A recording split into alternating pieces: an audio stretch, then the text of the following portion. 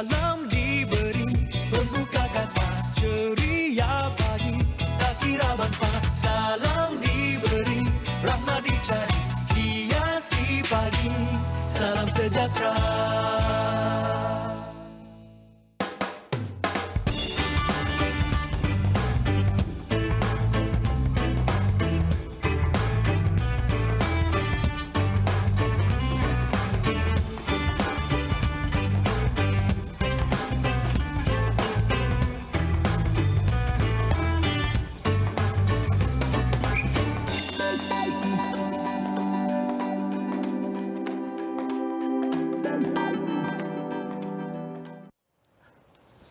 Bismillahirrahmanirrahim. Assalamualaikum warahmatullahi wabarakatuh. Pada hari ini 13 Januari 2021 bersamaan 29 Jamadil Awal 1442 Hijrah. Hari ini bermulanya kembali PKP 2.0. Hari ini bersiaran secara langsung daripada TV Al-Hijrah. Saya Naufal Hatta. Dan saya Hana Abdul Rahman, dan anda bukan sahaja menyaksikan kami di Kaca TV, malah anda juga menyaksikan kami berdua di Facebook Live TV Al-Hijrah. Jadi kalau saya tengok pagi ini, Masya Allah. Siapa ada bersama kita? Siapa ada bersama kita? Okey, tetamu kita ada ramai. Memang ramai pada pagi ini. Kita dapat lihat semuanya mengucapkan Assalamualaikum. Waalaikumsalam. Kan? Jadi semua kata jom tonton, jom tonton. Okey, alang-alang jom tonton tu tekan button share biar ramai lagi dapat manfaatnya. Sebab kita nak meneruskan tema Assalamualaikum, iaitu bina syurga di rumah, bina rumah di syurga dan juga masuk syurga sekeluarga. Dan kita masih lagi terus dengan matlamat utama Assalamualaikum. Semoga segala perkongsian yang kita kongsikan dalam Assalamualaikum dapat memeluk emosi dan bantu membuka jalan penyelesaian dalam setiap masalah kehidupan kita, dalam masalah anda semua berlandaskan Al-Quran dan As-Sunnah. Betul tu Naufal. Jadi Naufal, bila hari ini bermulanya PKP 2.0, apa tandanya? Tandanya kita kena berjaga-jaga kembali. Dan satu lagi, nak tanya kepada diri kita sendiri, adakah kita sebenarnya kena balik kepada ke langkah kosong semula untuk mula semula apa yang kita dah lalui setahun lepas. Betul tu. Sebab kerajaan tak akan melaksanakan PKP kalau kes harian tidak meningkat. Okey, ini kita nak update terkini lah. Pada 12 Januari 2021 ini update terkini. Kes baharu 3,309. Kematian baharu 4 orang, jumlah kematian keseluruhan 559, jumlah sembuh 110,584 dan jumlah sembuh baharu 1,469 menjadikan kes kumulatif ataupun jumlah kes keseluruhan 141,533. Masya Allah. Dan sebenarnya kita buat pada kali pertama semalam dengan kes 3,309 dan kita dah capai 30% kes aktif. Maksudnya tak pernah Malaysia ada 30% daripada jumlah kes itu sendiri pada satu masa kita hadapi. Maksudnya Kementerian Kesihatan Malaysia sendiri dan semua frontliner sedang bertungkul lumus sebenarnya untuk membantu merawat pesakit-pesakit COVID-19.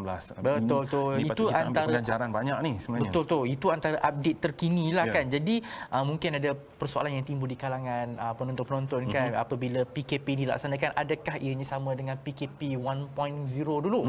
Adakah sama kan? Okey, ada beberapa perbezaan, antaranya terutamanya di negeri-negeri yang ada PKP, terutamanya di wilayah persekutuan, solat Jumaat maksimum 30 orang. 30 orang. Solat fardu 5 orang sahaja. Jualan makanan bermula daripada 6 pagi hingga 8 malam dan hanya untuk take away.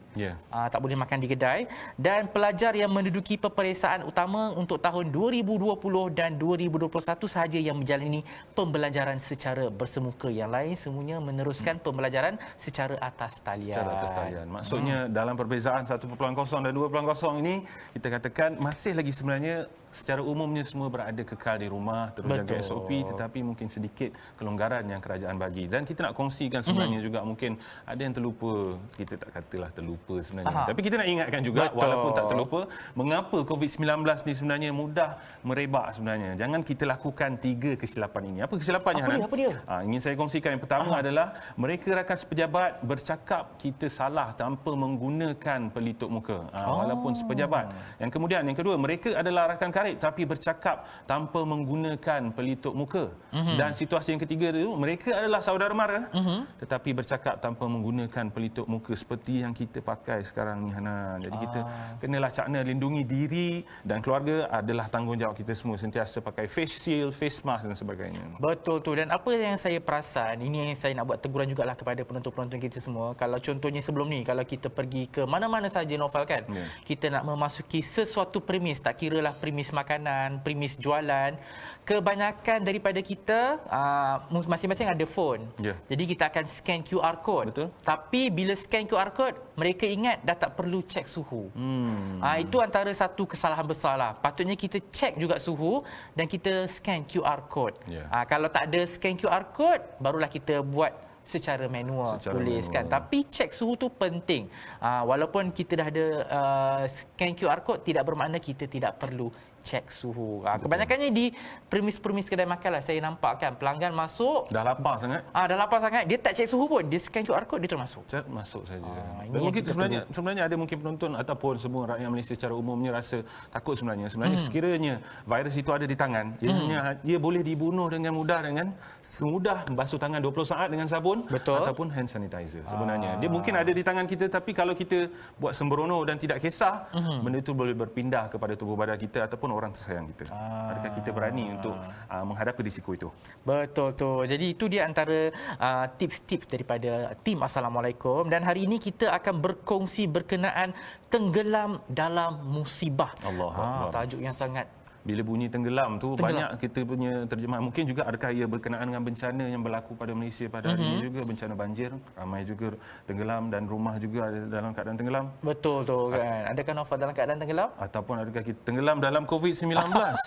Betul. Bagaimana? Bagaimana, kan? Jadi untuk sebelum kita ke segmen tenggelam dalam musibah bersama dengan panel kita, iaitu Ustaz Muhammad Syahri Abdul Rahman yang merupakan jurulatih utama Tadabbur Center, tapi kita nak kongsikan dulu satu hari satu ayat macam biasalah, kan, kelaziman di Assalamualaikum. Jadi bagi mereka yang ada Al-Quran berdekatan dengan anda boleh buka muka surat 225. Kita tengok surah Hud ayat yang ke-36. Okey, kita sebenarnya kita nak tadabbur ayat 36 hingga 41, tapi untuk terjemahan saya bacakan ayat yang ke-36 sajalah terjemahannya. Yang berbunyi, dan setelah itu diwahyukan kepada Nabi Nuh bahawa sesungguhnya tidak akan beriman lagi dari kaummu melainkan orang-orang yang telah sedia beriman. Oleh itu, janganlah engkau berduka cita tentang apa yang mereka sentiasa lakukan. Itu dia terjemahan daripada surah Hud ayat yang ke-36. Jadi kita pun dah baca terjemahan, kita pun nak tahu juga, kan, Noval, maksud-maksud tersirat, apa yang kita boleh relatekan dengan situasi terkini dalam kehidupan kita, terutamanya di Malaysia. Jadi Ustaz, kan. Assalamualaikum, sihat-sihat. Alhamdulillah. Hari ini saya diapit oleh dua jejaka yang kacak. Saya rasa tenggelam. Bertepatan dengan tajuk pula terjemahan tenggelamnya. Okey, jadi Ustaz, tajuk kita hari ini berkenaan dengan tenggelam dalam musibah, kan. Jadi terjemahan surah Hud ayat yang 36 tadi saya dah bacakan, tapi kita nak relatekan dengan situasi kita dalam kehidupan yang terkini. Mungkin Ustaz boleh tadabbur sedikit. Dipersilakan, Ustaz. Assalamualaikum warahmatullahi wabarakatuh. Bismillahirrahmanirrahim. Alhamdulillahi rabbil alamin. Wassalatu wassalamu ala Rasulillahi wa ala alihi wa sahbihi wa man tabi'ahu wa nasarahu wa jahada fillahi haqqa jihadih. Amma ba'd. Terima kasih Hanan, terima kasih Noval dan seluruh para penonton TV Al-Hijrah. Ayat yang dibacakan tadi memaparkan tentang kisah seorang nabi yang tidak mengenal erti bosan dalam berdakwah. Kita bila diumumkan PKP 2.0, kita perlu bekerja daripada rumah. Pasti antara yang sudah terlintas di fikiran kita adalah bosan lagi. Betul. Habislah apa nak dibuat dengan bekerja daripada rumah. Bagi seorang nabi yang bernama Nuh alaihi salam, setiap hari yang berlalu pasti sesuatu yang baru, walaupun kelihatannya sama sahaja. Nabi Nuh alaihi salam, Allah Ta'ala berikan kepada baginda bukan setahun dua, bahkan bukan 10 tahun, 20 tahun. Al-Quran sendiri menyebut tempoh berdakwah Nabi Nuh alaihi salam adalah 1000 tolak 50. Kalaulah kita boleh bersama dengan Nabi Nuh pada pagi ini dan bertanya satu soalan, tidakkah Nabi Nuh tidak rasa bosan dengan tempoh ratusan tahun menghadap pula kaum yang sama? Kita mengajar anak-anak yang nakal dalam satu-satu kelas, setahun 2 tahun pun rasa macam nak pindah sekolah. Katakan pengetua kata kamu kena ajar sekolah ini, kelas yang sama takkan naik tingkatan 950 tahun.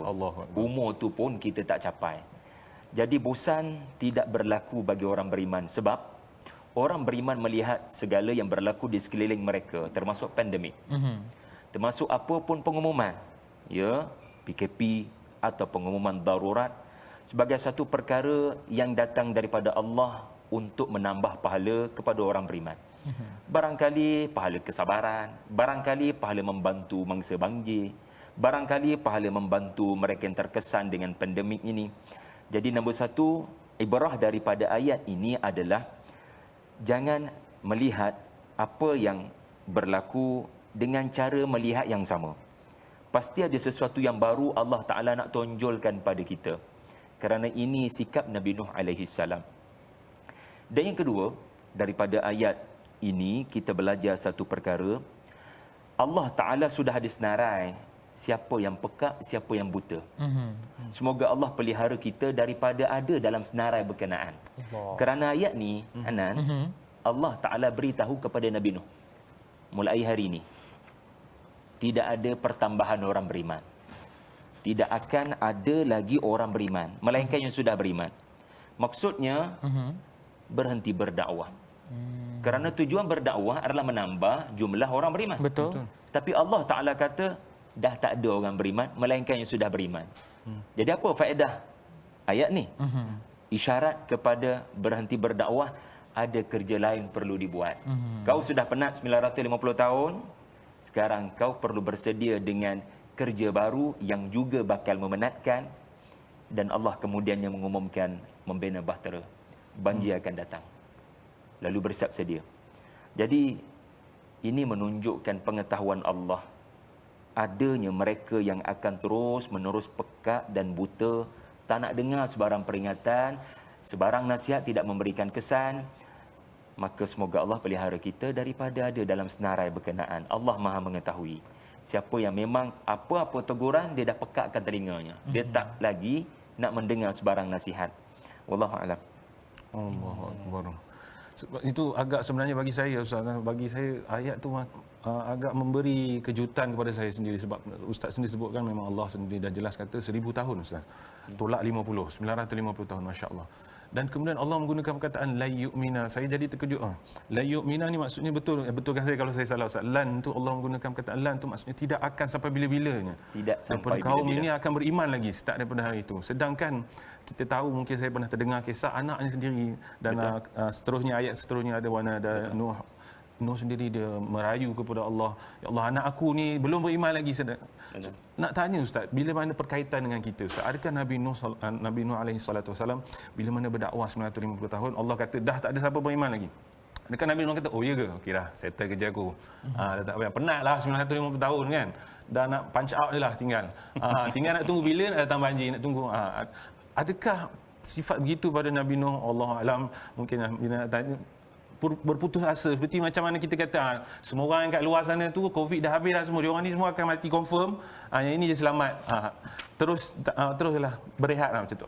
Bagaimana Ustaz? Mungkin Ustaz boleh kongsikan kat situ, sebab lepas tu Allah sebut fala tabtais, jangan pula engkau berputus asa ataupun berduka cita. Kan, bagaimana Ustaz boleh beri huraian sikit kat situ, Ustaz? Saya suka soalan daripada Naufal.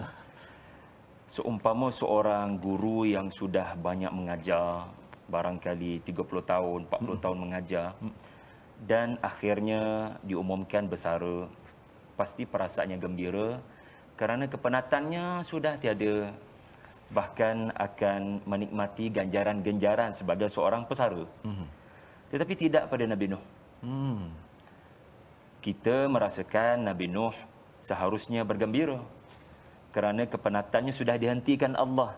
Tetapi Allah Ta'ala berkata pada ayat yang sama, fala tabta'is bima kanu yaf'alun. Tabta'is itu apa?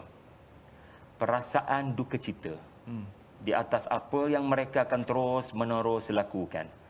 Kerana bila Allah umumkan baginda, sudah tidak ada lagi orang beriman. Maksudnya apa? Berhenti berdakwah. Karena tujuan dakwah nak tambah orang beriman.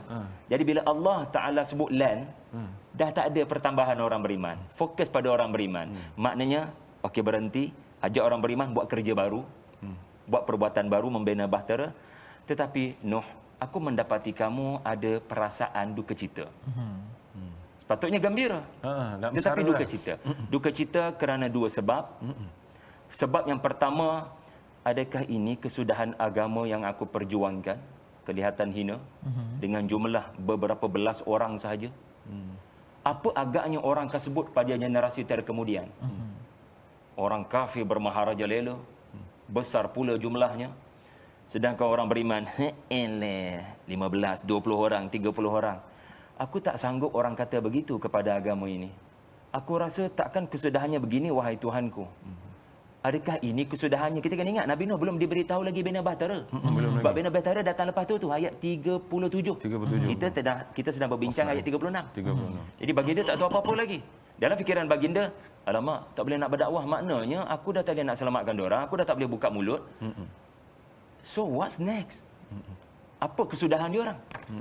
Kemudian fala tabta'is membawa makna yang kedua, iaitulah baginda dipesan agar jangan duka cita kerana baginda memikirkan implikasi daripada orang-orang kafir terus menerus bermaharajalela tanpa lagi sebarang nasihat daripada Nabi Nuh. Setara aku bagi nasihat pun mereka lawan habis-habisan. Sekarang Allah perintahkan aku tutup mulut dan buat kerja yang baru. Aku tak boleh bayang lagi liar, lagi nakal. Jadi kebimbangan Nabi Nuh ini menyebabkan Allah berfirman, fala tabta'is. Jangan ada perasaan begitu. Sebab apa? Wasna'il fulka bi'ayunina. Ayat seterusnya. Sebab aku nak kau fokus hatimu, fizikalmu kepada kerja baru, norma baru, iaitulah membina bahtera. Jadi itu perasaan ataupun psikologi Nabi Nuh di sebalik arahan berhenti berdakwah. Itu dia kan Arabnya apa Naufal Ukir Itulah sebab saya pelik Hanan sebab dalam surah Nuh sendiri Allah kata kaumnya sendiri, betul Ustaz, mungkin dia lari pada Nabi Nuh ni bukan lari setakat biasa, setiap masukkan jari tangan dan mulut dia sorok baju dalam, maksudnya dah 950 tahun tengok muka Nabi Nuh ni. Patutnya lah kalau saya lah pergi berdakwah, saya dah menyampah tengok tu, dah malas sangat. Tapi Nabi Nuh boleh bersedih, berduka cita, saya rasa masya-Allah lah. Ini satu daripada para nabi ni contoh yang sangat baik lah. Betul tu kan. Sebab bila Naufal cakap kan, kalau Naufal sendiri pun rasa dah menyampah kan. Macam kita nak ambil pedoman daripada kisah Nabi Nuh ni kan Ustaz kan. Kita dapat tengok Nabi Nuh dia berdakwah 950 tahun. Masya-Allah. Dia tak berhenti sehinggalah Allah menyuruh dia berhenti berdakwah. Macam kita ni pula Ustaz, Allahu Akbar. Umur pun kadang-kadang mungkinlah tak sampai 40 kan. Tapi kita bila ditimpa musibah saja, mulalah dah berputus asa. Mulalah tak nak macam buat macam-macam, kita berharap kepada kerajaan untuk melaksanakan segala-galanya. Jadi Ustaz, bagaimana kita nak ambil pengajaran daripada kisah Nabi Hud tu, kita nak pastikan diri kita ni walaupun ditimpa dalam musibah pun kita sentiasa berusaha keras. Walau ditimpa musibah, kita kekal berusaha keras. Nabi Nuh alaihi salam ketika mengalami perasaan duka cita akibat daripada ejekan, makian yang berterusan sepanjang baginda membina bahtera. Tetapi itu tidak sedikit pun mengubah mood, stamina, semangat dan khususnya mindset. Allah Ta'ala menggambarkan bagaimana tidak terkesan pun apa yang berlaku di sekeliling ini kepada iman dan jiwa Nabi Nuh alaihi salam. Allah merakamkan dalam surah Hud yang kita sedang lihat, dalam ayat 38 Allah berkata wa yasna'ul fulka. Wa yasna'ul fulka, dua kalimah saja Naufal, Hanan, dua kalimah saja, tapi kalau kita belajar bahasa Arab, yasna'u ni fi'il mudhari'. Dia bermaksud perbuatan yang konsisten, committed, tidak terkesan dengan apapun yang diungkap di sekeliling. Sebab dia jelas wawasannya. Dia jelas janji Tuhannya. Orang duk maki. Orang duk herdik. Orang duk perli. Orang kata macam-macam. Wa kullama marra alaihi mala'um min qaumihi sakhiru minhu. Tetapi bagi Nabi Nuh dan orang-orang beriman, mereka tidak terkesan. Sebab apa? Mereka meyakini apa yang sedang berlaku adalah rencana daripada Tuhan untuk menatijahkan kebaikan di penghujung kesulitan ni. Maka sebab tu Allah Ta'ala mengiktiraf bagaimana sifat move on, moving forward. Kalian nak kata, kalian katalah. Tetapi Allah Ta'ala menggambarkan dengan hanya 2 kalimah dalam bentuk kata perbuatan present tense, iaitulah baginda kelihatan tidak terkesan. Bahkan orang yang mengata begitu, Nabi balas mula dengan perkataan, hari ini kamu ejeklah kami, satu hari nanti kami akan mengejek kamu semula. Itu jiwa optimis, jiwa besar yang ada kepada Nabi Nuh alaihi salam. Jadi di musim-musim pandemik ini, tuan-puan sekalian, barangkali ada perkataan-perkataan yang melemahkan semangat kita. Barangkali ada perbuatan-perbuatan orang lain, tapi kesannya kita.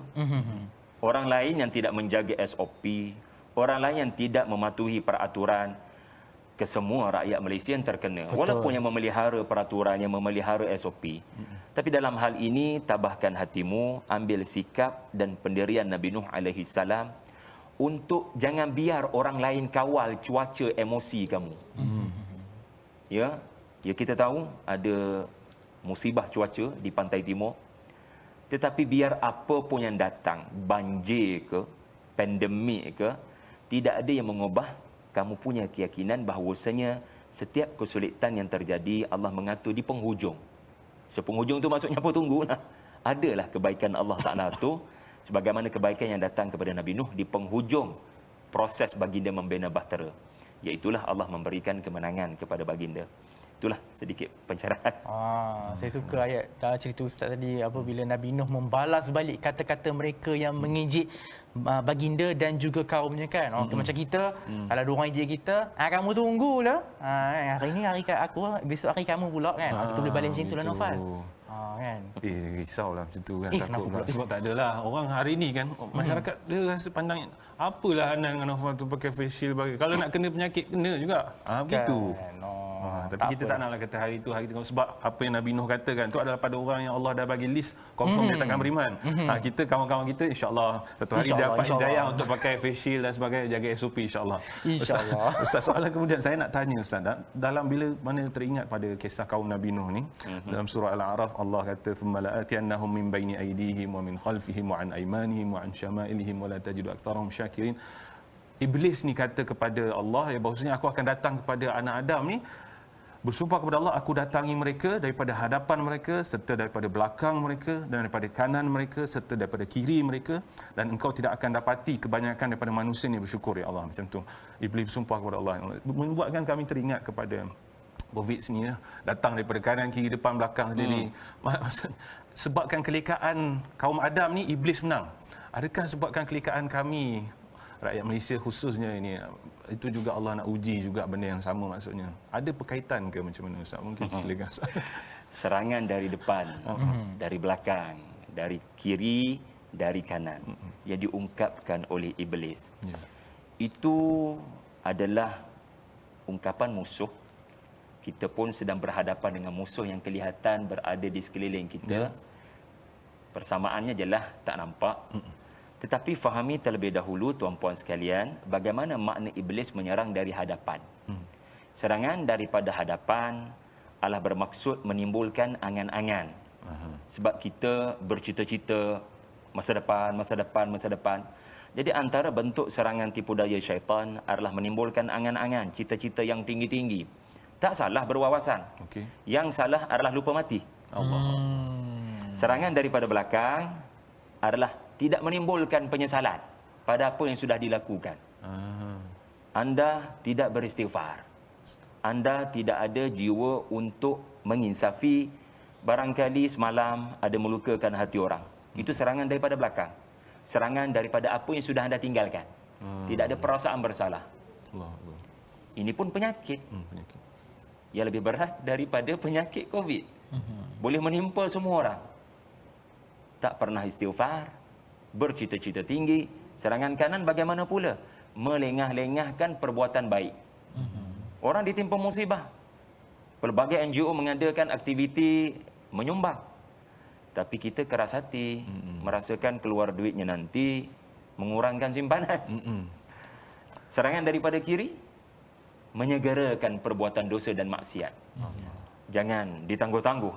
Ya, peluang untuk melakukan kemungkaran adalah keseronokan. Jadi itu adalah pandemik juga itu.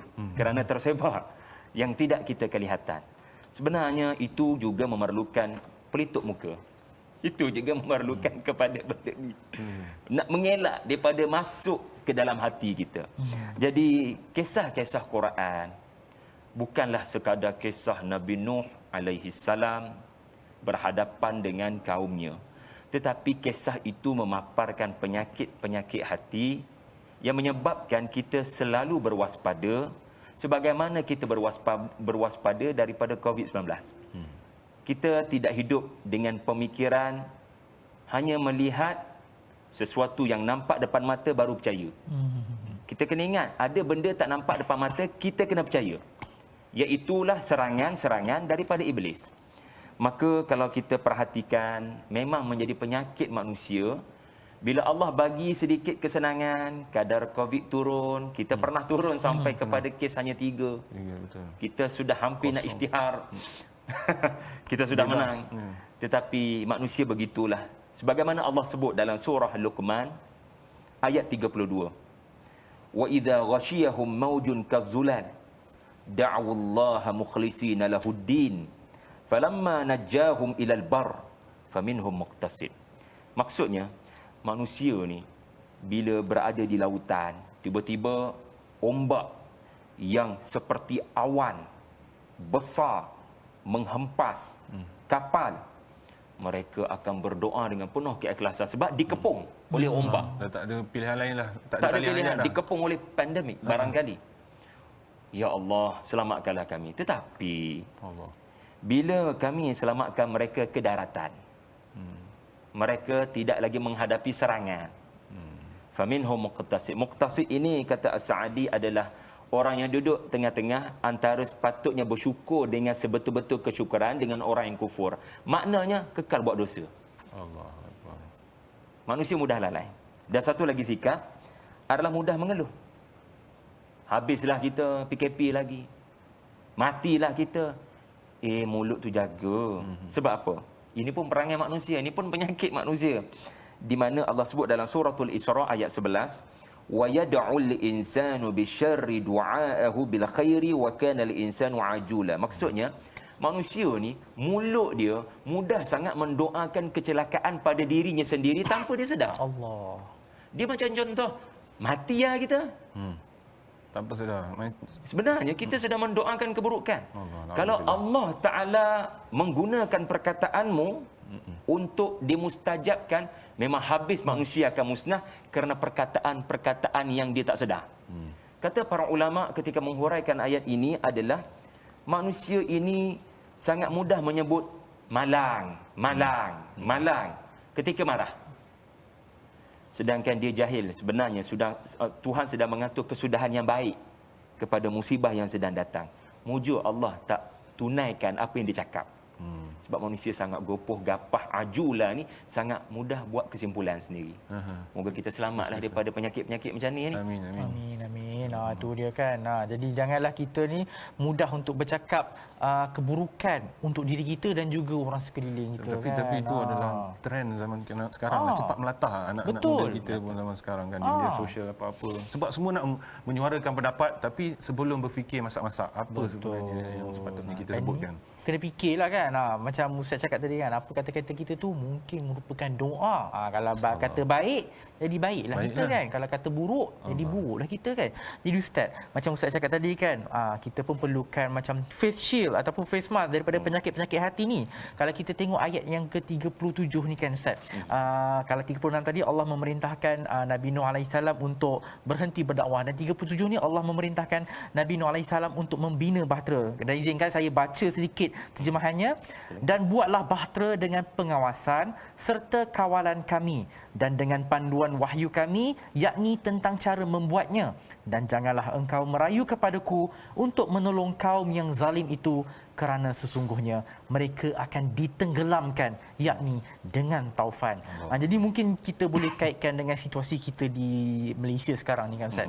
Kalau macam zaman Nabi Nuh alaihissalam, mungkin dia buat bahtera untuk melindungi dirinya daripada banjir dan taufan. Tapi mungkin kita sekarang ni melindungi diri kita daripada COVID-19 ni, kita kena perlu patuhi SOP-SOP. Boleh macam tu Ustaz? Boleh. Setiap kisah Quran ni boleh dilihat dari pelbagai perspektif, boleh dilihat dari pelbagai sudut pandang, lalu kita memetik pengajaran dalam kadar kemampuan kita. Sebagai contoh Hanan sebutkan tadi, Nabi Nuh alaihi salam diperintahkan Allah untuk mencegah diri daripada bahaya yang nak datang. Lalu baginda membina bahtera. Persoalannya adalah bagaimana seorang yang tiada pengalaman dalam pembinaan bahtera. Nabi Nuh tidak ada pengalaman membina bahtera. Dan wasna' ni maksudnya buatlah sesuatu yang tak pernah ada produk seperti itu sebelum ini. Maknanya tak ada manusia pernah membina kapal, bahtera, perahu, sampan sebelum Nabi Nuh. Bagaimana anda nak buat sesuatu yang tidak ada, orang panggil apa ya, LR dalam bahasa akademik, literature review, ataupun tidak ada track record. Macam mana nak mula daripada kosong? Maka sebab itulah Allah Ta'ala sebut bi'a'yunina wa wahyina. Bi'a'yunina ini, kata para ulama, adalah kami akan pantau, kalau ada silap kami akan tegur. Maknanya apa? Kamu kena bangunkan bahtera dengan mengambil kira faktor-faktor yang boleh memberikan kegagalan. Jangan sekadar bina ala kadar. Orang panggil apa? Research and development. Kamu kena bina betul-betul, kenal pasti faktor-faktor yang boleh menyebabkan tenggelamnya sebuah bahtera. Bagaimana Allah berfirman dalam surah yang lain, dalam suratul Qamar, wa hamalnahu ala dhati alwahin wa dusur. Nuh membina daripada kepingan-kepingan papan dan paku. Macam mana dua benda ni untuk bahtera gergasi? Dan kita kena ingat, pertama, tak ada rekod boleh dirujuk. Bahtera macam mana saya nak bina ni. Bahtera tu pula bukan memikul manusia saja. Bagaimana anda nak buat bahtera yang boleh memuatkan binatang? Dan binatang pula bukan satu dua spesies, semua binatang, jantan dan betina. Dan binatang liar, binatang jinak, anda nak kena letakkan sekali satu bumbung. Macam mana tu? Saya percaya dalam fikiran Nabi Nuh bukan sehari dua, hanya untuk merangka pelan. Persoalan penting dalam fikiran Nabi Nuh AS adalah bagaimana ni yang melahirkan sains. Kaum muslimin tidak boleh sekadar berdoa, selamatkanlah kami daripada bahaya. Mereka kena ambil sunnah Nabi Nuh AS, iaitulah ambil pen, buat lakaran macam mana agaknya bentuk bahtera. Bahkan Allah Ta'ala bimbing Nabi Nuh bi'ayunina, ya, seumpama beginilah. Pelajar membuat demonstrasi bagaimana cara nak menghasilkan produk tertentu dengan pemantauan bi'ayunina, dengan pemantauan. Maknanya guru berkenaan, supervisor berkenaan akan tegur. Masalah tu bukan macam tu. So anda kena belajar membaiki diri anda, memperbaiki kelemahan diri anda. Improvement wahyina. Wahyina ini pula adalah bermaksud dengan idea-idea yang baru daripada kami. Sebab apa yang kamu akan buat adalah sesuatu yang tidak pernah ada orang sebelumnya melakukan. Ibrahnya, dalam proses mengelak bahaya, Nabi Nuh alaihi salam mengajar kita, dia bukan sekadar soal tawakal kepada Allah. Semuanya sudah ditakdirkan. Kalau kena, kena. Kalau tak kena, tak kena. Pakai macam mana sekalipun, vaksin macam mana sekalipun, kalau dah takdir kena, kena. Tidak, Nabi Nuh mengajar kita ikhtiar dengan tahap profesional, kompetensi, tahap kemahiran yang terbaik. Bersedia untuk ditegur. Mungkin kita buat satu percubaan untuk mengelak daripada musibah. Tiba-tiba ada orang tegur. Ambil, hargai teguran-teguran perkenaan untuk kita dapat membina bahtera penyelamat kepada kita, keluarga kita dan orang lain. Sikap Nabi Nuh yang tekun membina, sikap Nabi Nuh yang memperbetulkan mana-mana kecacatan, sikap Nabi Nuh yang melakukan research and development dan mengambil masa. Yasna'ul fulka maknanya dia mengambil masa. Quran memanglah tak sebut berapa tahun, ya, apa lagi acuan-acuan yang digunakan untuk bina bahtera. Tetapi perintah Allah Ta'ala itu sendiri memang menyebabkan Nabi Nuh kena fikir banyak kali. Barangkali ada benda tersalah, sahabat-sahabat Nabi Nuh betulkan. Masing-masing bermesyuarat bagaimana untuk berdepan dengan bahaya. Jadi itulah juga situasi hari ini. Hasil mesyuarat, hasil perbincangan pakar-pakar. Dan kalau kita dapati Malaysia ada kekurangan, Malaysia belajar daripada negara lain. Seolah-olah ada negara yang dah ada pengalaman memantau. Sebenarnya memanglah teguran-teguran itu datang daripada negara-negara berkenaan. Tetapi barangkali ia datang daripada Allah. Kita kena hargai pengalaman-pengalaman orang yang melakukan kesilapan ketika berdepan dengan pandemik. Supaya kita tidak melakukan kesilapan yang sama. Allahu Akbar. Lengkap lagi jitu. Bukan saja bila tahu musibah, kita cuba macam kalau try pakai je lah. Kalau kena lah sanitizer sikit-sikit jadilah. Kalau kena juga, tak kena. Bukan begitu. Sehingga kan Allah jadikan Nabi Nuh ni, boleh saya kata engineer lah Ustaz. Dia lah yang buat blueprint bahtera. Sebab nak muatkan jantan betina singa dengan arnab tak boleh lah letak sekali dan sebagainya. Gitu. Kena ngap nanti. Maksudnya, bila saya terbayang kalau dah lah 950 tahun punya dakwah, kisah lain dah Ustaz. Nak bina bahtera yang muat dunia dan seisinya, boleh kata begitulah, walaupun berapa belas saja pengikut. Allahu Akbar, itu satu pengajaran untuk kita lah. Betul. Ustaz nak tanya seterusnya Ustaz. Mungkin satu soalan juga daripada ayat yang sama, bi'ayunina wa wahyina ni Ustaz juga.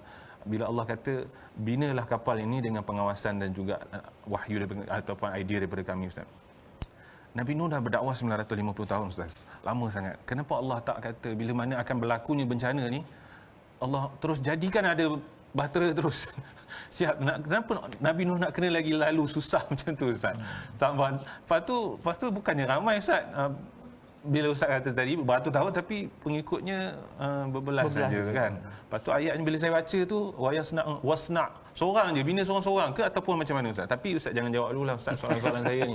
Sebab produser kata kena rehat dulu. Sebab kita nak bawa penonton pun berehat juga. Takut dia orang tak sempat minum air Ustaz bila dengar penjelasan Ustaz Syahri ni. Okey, kita berhenti berehat dulu kan insya-Allah. Kembali lagi dalam Assalamualaikum selepas ini. Bismillahirrahmanirrahim. Allahumma inni a'udzu bika minal hammi wal hazan wa ajzi wal kasal wal jubni wal bukhl wa ghalabatid daini wa qahrir rijal. Ya Allah, sesungguhnya aku berlindung kepada Engkau dari kedukaan dan kesedihan. Aku berlindung kepada Engkau dari sifat lemah dan malas. Aku berlindung kepada Engkau dari sifat pengecut dan bakhil. Dan aku berlindung kepada Engkau dari bebanan hutang dan penindasan manusia. Hadis riwayat Abu Daud.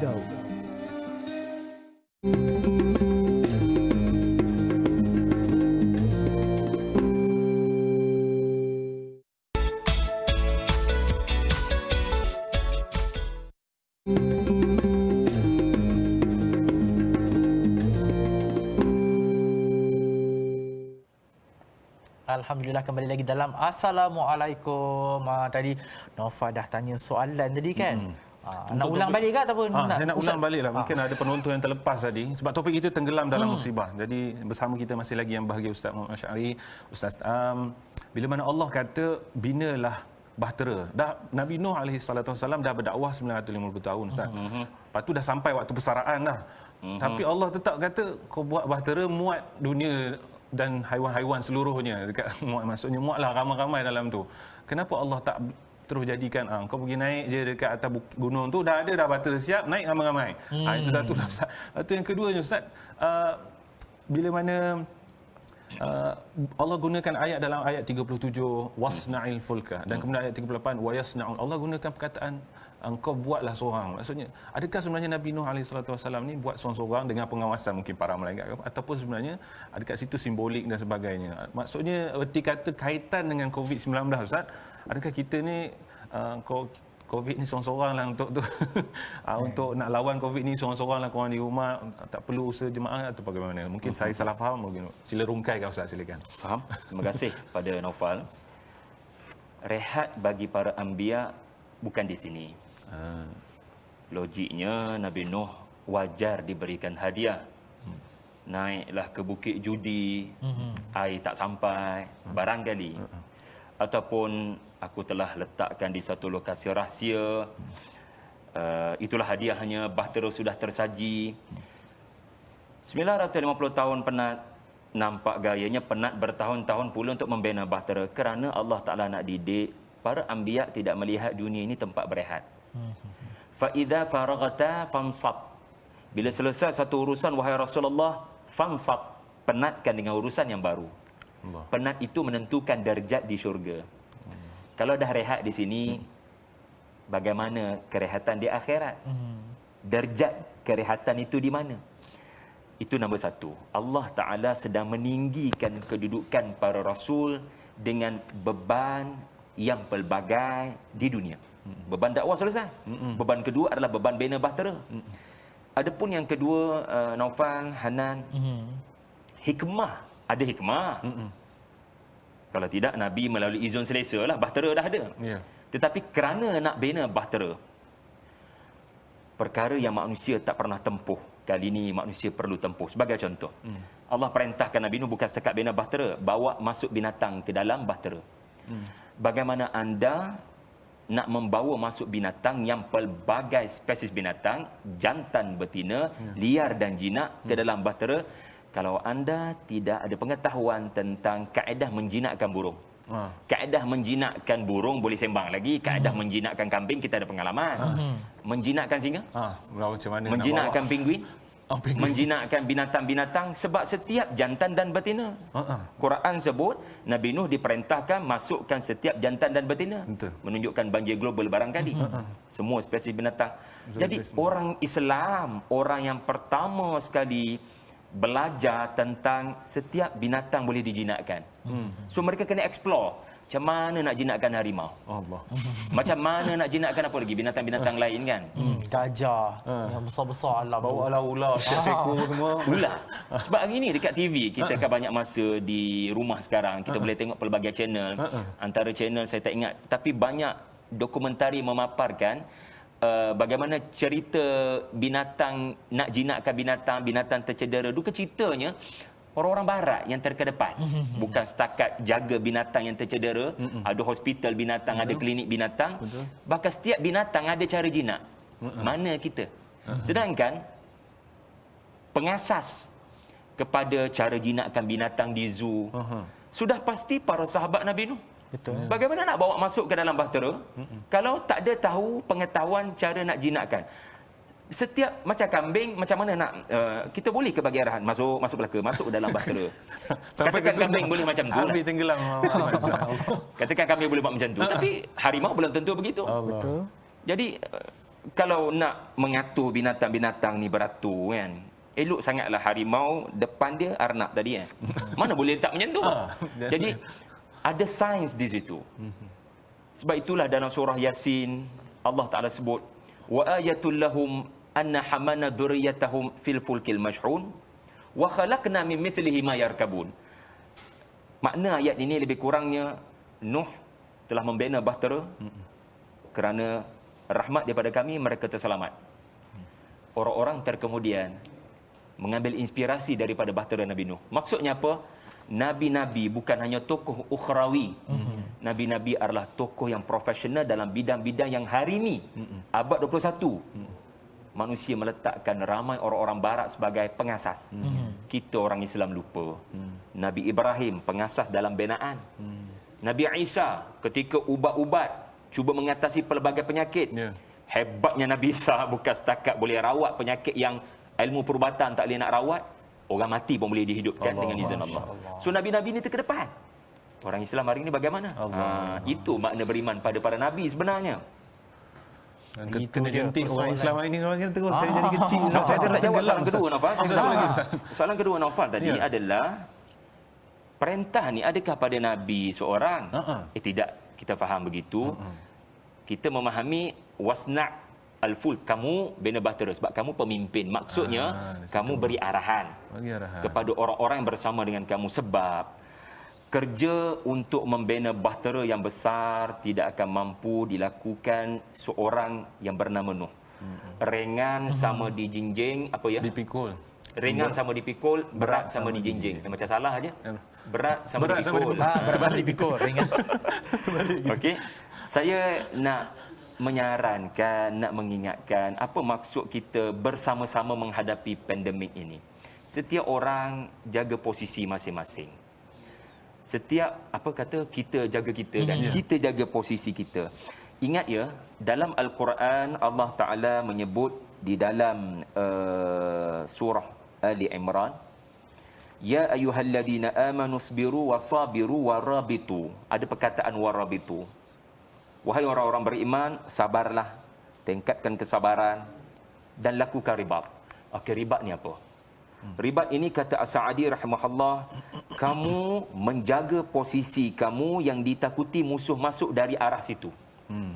Apa yang kita buat hari ini di mana saranan pemerintah supaya rakyat menjadi frontliner, ya, rakyat turut sama menjaga diri masing-masing dengan berada di rumah, tidak menyumbang kepada pandemik ini terus tersebar. Pendek kata, masing-masing boleh melakukan ribat. Jaga posisi dia supaya musuh tak masuk dari arah dia. Jadi, kerja-kerja seperti ini sebenarnya ibadah. Ya, ibadah ribat ini ada hadis yang menyebutkan kedudukannya tinggi. Walaupun ribat ini di medan perang, anda jaga posisi anda daripada musuh masuk dari arah anda.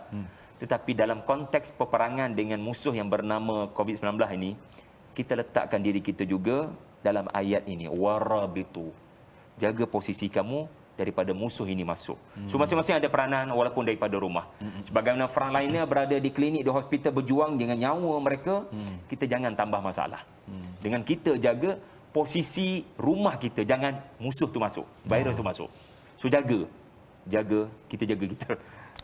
Itu dia dengan hashtag kita jaga kita. Jadi Ustaz, kita masih lagi dalam ayat yang sama Ustaz, ayat yang ke-37. Kalau tadi Naufal ambil yang depan, saya ambil yang belakang. Yang berbunyi, janganlah engkau merayu kepadaku untuk menolong kaum yang zalim itu, kerana sesungguhnya mereka akan ditenggelamkan, yakni dengan taufan. Jadi di ayat ni Ustaz, kita nampak Allah telah menetapkan hukuman berdasarkan pilihan manusia itu sendiri. Sedangkan kita daripada kecil kita dah dididik segala ketetapan takdir kita dah ditetapkan dalam Lauh Mahfuz. Tapi kalau ayat ini menunjukkan bahawa Allah menetapkan hukuman berdasarkan pilihan manusia itu sendiri kan. Jadi Ustaz, mungkin Ustaz boleh terangkan dan kaitkan dengan masa sekarang. Tambah pula Ustaz, kita ni lagi berbaki 89 hari sebelum kemunculan Ramadan. Kan kita nak didik hati kita ni macam mana Ustaz? Setuju dengan Hanan, di mana Allah Taala memberikan hukuman kepada kaum Nuh, innahum mughraqun. Dia bukan sekadar persoalan benda dah takdir. Jangan fikir begitu tuan-puan sekalian. Setiap yang berlaku kepada kita, jangan hanya kita kata semuanya dah takdir. Ada ayat yang kita kena isi lagi. Ayat tu tak penuh lagi tu. Jangan hanya sekadar semuanya dah takdir. Kerana apa yang menimpa kaum Nabi Nuh bukan hanya sekadar takdir. Wala tukhatibni fil ladzina zalamu. Mereka memilih untuk menzalimi diri mereka sendiri. So hukuman itu berlaku kemudian. Tetapi yang menyebabkan hukuman itu berlaku adalah pilihan yang mereka buat. Jadi apa-apa yang menimpa kita sebenarnya adalah pilihan yang kita buat. Apa yang Allah timpakan pada kita adalah berpunca daripada pilihan yang kita buat. Dan bila kita buat pilihan, maka kat situlah tangan mula beraksi, kaki mula beraksi, tindak tanduk mula berlaku. Allah Ta'ala sebut ya dalam surah Ar-Rum ayat 41, di mana zaharal fasadu fil barri wal bahri bima kasabat aydin nas. Telah terzahir keburukan, kecelakaan, kemalangan, kerosakan di bumi dan di laut. Allah kata apa? Sebenarnya punca daripada tangan kamu. Dan tangan ni buat kerosakan, buang sampah merata-rata, ya. Tangan membuat pilihan untuk buang sampah. Tangan tu pergi buang sampah dalam sungai, banjir apa contohnya kan. Tak maaf saya sebut, ya. Itu sebenarnya pilihan yang kita buat. Kenapa memilih buat begitu? Sehingga menyebabkan orang lain yang menerima akibat. Juga Allah sebut dalam surah Asy-Syura ayat 30, "Wa ma asabakum min musibatin fabima kasabat aydikum." Setiap sesuatu yang menimpa kamu, ya, adalah berpunca daripada tangan kamu. Wa ya'fu an katsir. Lalu lihatlah musibah berkenaan sebagai cara untuk Allah mengampunkan apa yang sudah dilakukan oleh tangan kamu. Amalan-amalan kamu sebelum ini ada banyak dosa. Allah datangkan musibah seperti pandemik supaya kamu menginsafi, kamu istighfar dan membanyakkan memohon pengampunan daripada Allah. Jadi ini cara fikir seseorang mukmin dengan apa yang berlaku pada waktu ini. InsyaAllah. Bila mana tadi bila saya fikir-fikir balik macam mana Nabi Nuh AS dan orang beriman ni sendiri, betapa cekalnya dia orang ni lah dalam nak membina bahtera ni. Dan bila ayat seterusnya datang pula Ustaz, ayat 38 sendiri. Tadi Ustaz awal tadi Ustaz sebut tadi Nabi Nuh walaupun dicaci, dicerca. 950 tahun dah dicaci, dimaki dan sebagainya. Kemudian dalam ayat 38 ni wasna'ul fulka, dan maksudnya bila mana baginda alaihi salatu wasallam tengah membina, masih lagi kaum-kaum yang zalim sendiri, yang kafir itu masih lagi tengok dia baginda membina dan orang beriman membina dan memaki-maki lagi Ustaz. Dan Ustaz sendiri sebut sakhiru min, mereka ini memaki-maki. Izinkan saya membaca maksudnya. Dan Nabi Nuh pun membuat bahtera itu, dan tiap kali sepuak dari kaumnya melalui tempat yang membina bahteranya, sakhiru min, mereka mengejek-ngejeknya. Nabi Nuh pun menjawab, in taskharu minkum, jika kamu memandang kami bodoh kerana membuat bahtera ini, maka sungguhnya kami juga memandang kamu bodoh kerana keingkaran kamu sebagai balasan ejekan kamu. Mungkin Ustaz boleh kongsikan lagi macam mana sebenarnya, apa sebenarnya personaliti dan prinsip yang Nabi Nuh AS pegang dan orang beriman pegang bila mana mendapat cemuhan begini, bila mana dia orang tengah berusaha untuk lari daripada bencana yang akan mereka timpa ni, tapi pada masa yang sama tengah berusaha tu dicemuh dan dimaki lagi. Reaksi-reaksi, apa prinsip-prinsip yang dipegang insya-Allah supaya kita pun rakyat Malaysia semua boleh pegang prinsip yang sama orang beriman ini untuk sama-sama kita lalui. Saya suka perspektif Naufal tadi, macam mana ayat 38 ni boleh memberi kekuatan pada kita. Sebab kita pun sedang berusaha membina bahtera untuk menyelamatkan diri, keluarga dan rakyat negara ini daripada bahaya yang barangkali akan menggunung. Na'udzubillah. Ya, gelombang. Orang kata istilah apa? Gelombang ketiga. Sebagaimana banjir Nabi Nuh pun dia ada gelombang setinggi gunungnya. Na'udzubillah. Jadi kita tak boleh nak tutup mulut orang. Setiap usaha yang kita buat untuk memelihara negara ini daripada bahaya, ada mulut-mulut yang akan tidak senang. Cerita Nabi Nuh ayat 38 memberi kekuatan kepada frontliner seperti kita. Ya, frontliner seperti Nabi Nuh dan sahabat-sahabatnya yang sedang membina penyelamat. Ya. Jadi, apa kekuatan Nabi Nuh yang dirakamkan ayat 38? Pertama sekali, manusia ni dia tak boleh pendam, dia kena luah terus. Kalau pendam-pendam dia boleh dipres. Jadi Allah rakamkan Nabi Nuh terus jawab kat situ. Dia maki, dia tak boleh tahan, dia manusia. Dia lepaskan juga pada waktu itu. Tetapi dia lepas dalam bentuk bagaimana? Baginda tak kata kamu kafir. Baginda tak kata kuajar, biadab, matilah kalian. Baginda kata dengan penuh adab dan sopan, dengan penuh keyakinan pada janji Allah dan hari pembalasan. Hari ini kalian ketawakan kami, kalian perli kami.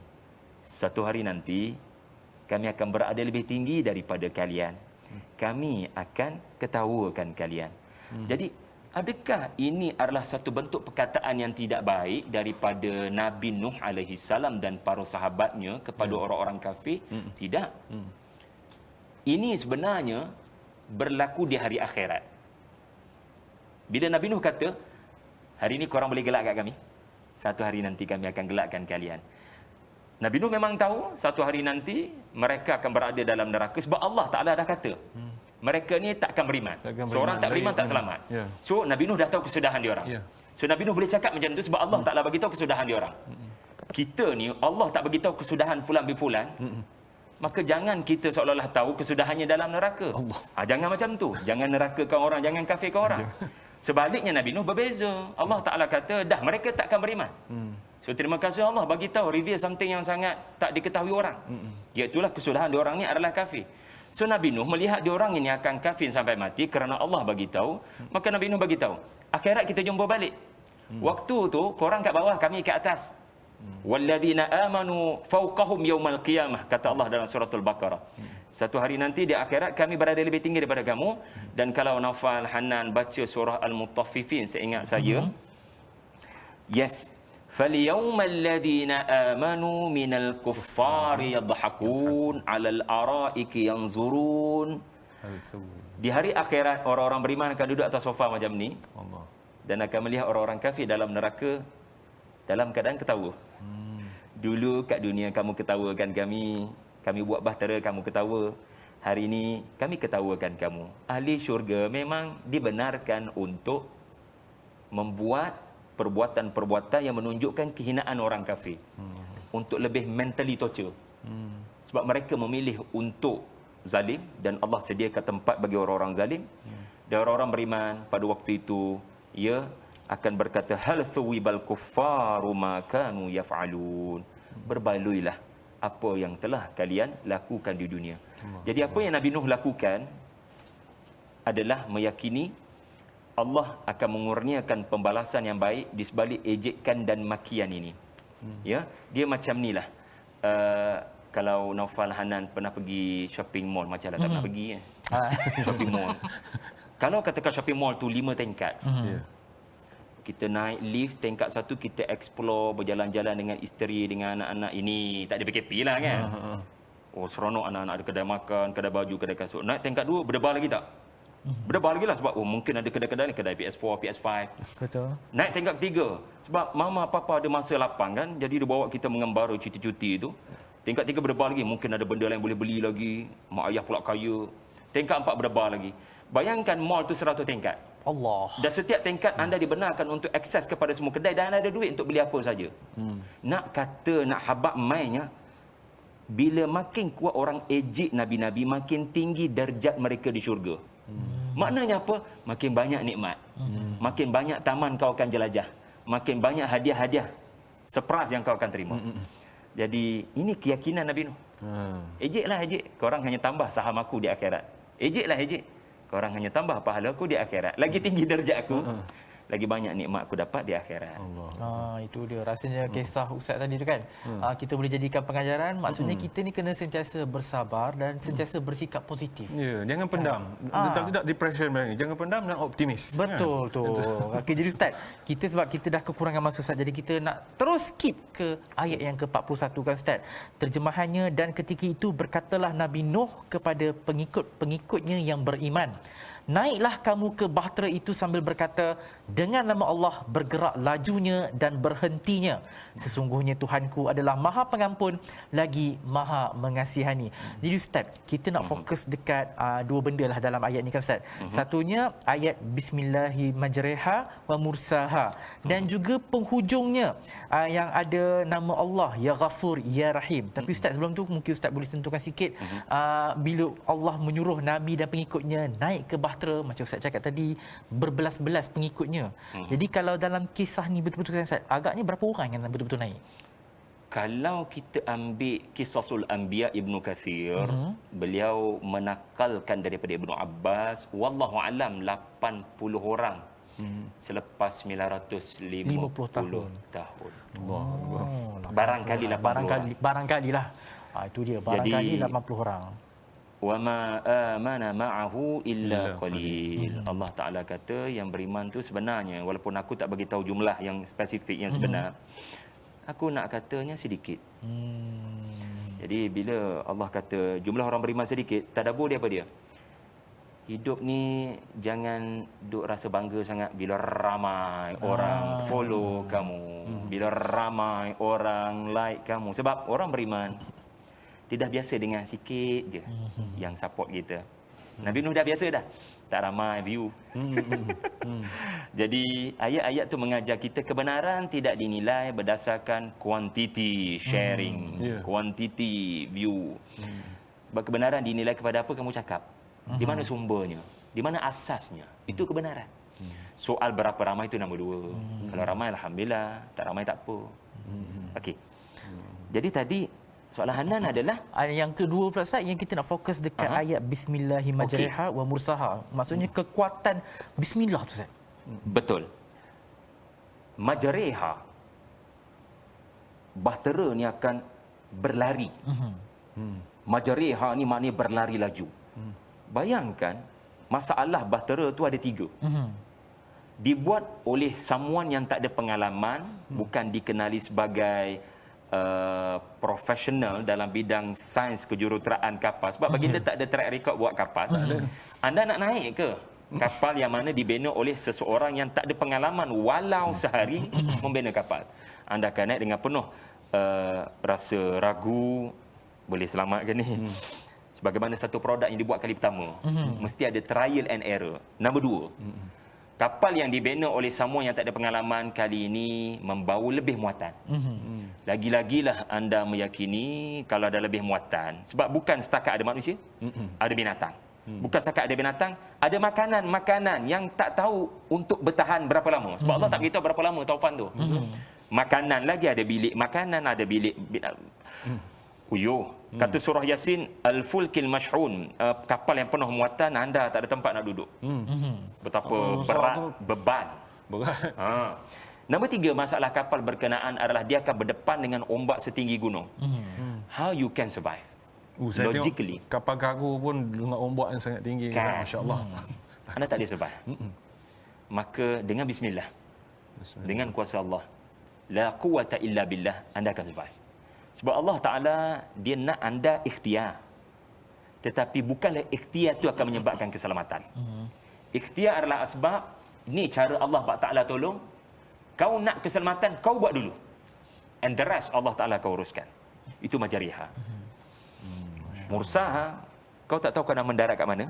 Sebab Nabi Nuh bukan duduk kat atas kapal, boleh memandu macam klasik. Dia duduk kat perut kapal. Siapa nak waste tu? Siapa nak kemudinya? Memang bukan boleh kawal tau. So, siapa yang bawa kapal tu? Nak mendarat kat mana? Entah-entah mendarat kat padang pasir. Tak ada makanan, tak ada minuman. Boleh mati orang beriman. Tetapi Allah atur mendarat di bukit judi. Bukan kata yang lain. Di bukit yang bernama Judi. Kerana di situ kata para ulama, Allah tumbuhkan wattini wazzaitun. Rezeki-rezeki bagi orang beriman. Di situ mulanya peradaban manusia yang baru. Jadi dengan kuasa Allah, tiada yang mustahil. Allahu Akbar. Betapa power je dengan kuasa bismillah tu sendiri kan. Masya-Allah, bismillah. Masya-Allah. Itulah. Kadang kita nampak macam benda yang biasa, kita rasa macam benda ni alah bismillah ajalah bismillah. Kita pandang rasa tak ada keyakinan pun dalam sebutan bismillah itu, masya-Allah. Tapi sebenarnya nak tahu banyak lagi, tapi malangnya kita dah kehabisan masa Ustaz untuk perbincangan ini, masya-Allah.